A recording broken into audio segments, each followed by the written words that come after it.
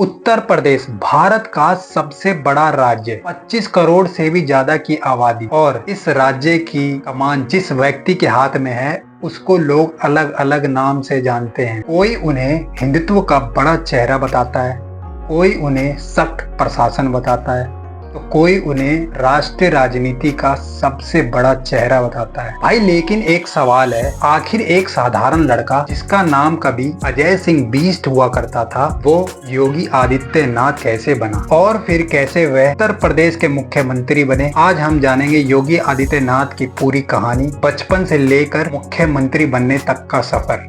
आप देश में जाइए, राम राम बोलिए, जय श्री राम बोलिए, और अब तो भारत सरकार की योजना भी जी राम जी के नाम पर ही आ गई है।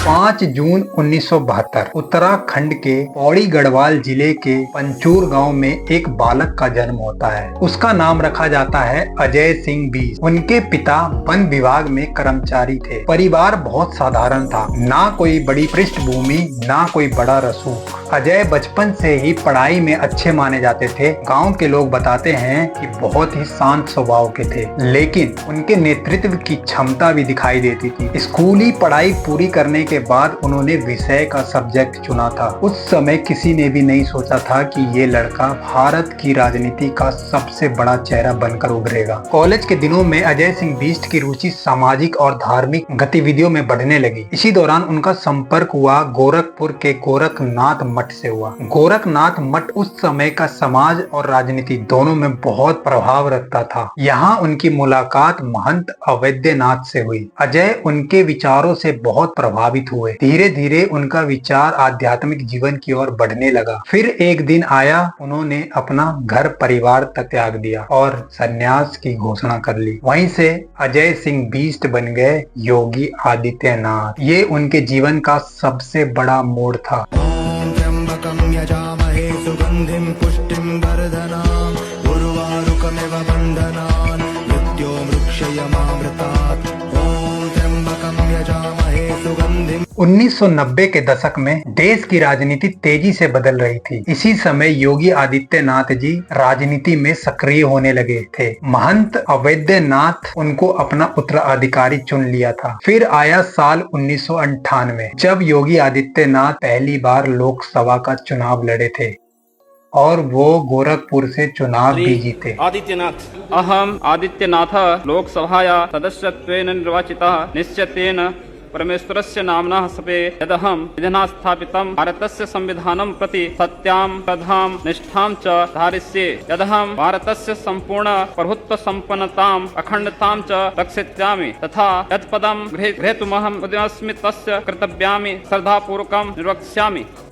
और सिर्फ 26 साल की उम्र में बन गए सबसे युवा नेता, युवा सांसद। ये उनकी बहुत बड़ी उपलब्धि थी। इसके बाद उन्होंने लगातार कई चुनाव जीते। गोरखपुर में उनकी पकड़ लगातार मजबूत होती चली गई। धीरे धीरे उनकी पहचान सिर्फ सांसद की ही नहीं, बड़े जन नेता की बनने लगी थी। समय के साथ योगी आदित्यनाथ राष्ट्रीय स्तर पर चर्चा में आने लगे थे। उनके भाषण, उनकी राजनीति और उनके समर्थकों की बड़ी संख्या, इन सब ने उनको मीडिया की सुर्खियों में रखा था। वह अक्सर कानून व्यवस्था, धर्म, संस्कृति और विकास के मुद्दे पर ही अपनी बात रखते थे। इसी दौरान उनके समर्थकों की संख्या तेजी से बढ़ी। उत्तर प्रदेश में उनका प्रभाव लगातार मजबूत होता चला गया। फिर आया 2017 उत्तर प्रदेश के विधानसभा का चुनाव। भारतीय जनता पार्टी को यहाँ उस वक्त बहुत बड़ी जीत मिली थी, लेकिन सबसे बड़ा सवाल था मुख्यमंत्री कौन बनेगा यहाँ का। कई नाम सामने आ रहे थे। राजनीतिक गलियारे में चर्चाएं चल रही थी, यानी योगी आदित्यनाथ का समर्थक और आलोचक दोनों के बीच का बहुत बड़ा मुद्दा बना रहा। साल 2022 एक बार फिर से योगी आदित्यनाथ के नेतृत्व में बीजेपी सरकार मैदान में उतरी और नतीजे आए और बीजेपी ने फिर से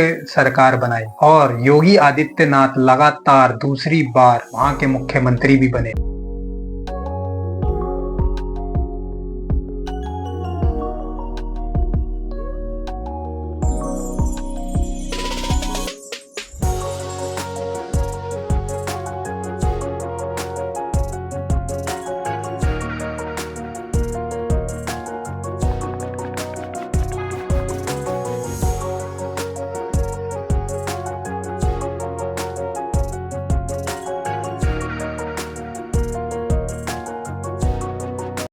ये राजनीति के रूप में एक बहुत बड़ी उपलब्धि। एक साधारण परिवार में जन्मा लड़का पहले सन्यासी, फिर बना सांसद, फिर बना मुख्यमंत्री। योगी आदित्यनाथ का सफर भारतीय राजनीति में बहुत ही चर्चित कहानियों का सफर है। अब सवाल आपसे है, क्या आपको लगता है कि योगी आदित्यनाथ आने वाले समय में बहुत बड़ी भूमिका निभा सकते हैं? क्या ये हमारे देश के प्रधानमंत्री तक का सफर तय करेंगे? अपनी राय कमेंट में देना। अगर वीडियो पसंद आए तो लाइक कर देना, चैनल को सब्सक्राइब करना ना भूलना, बेल आइकन जरूर दबा देना। जय हिंद, जय भारत।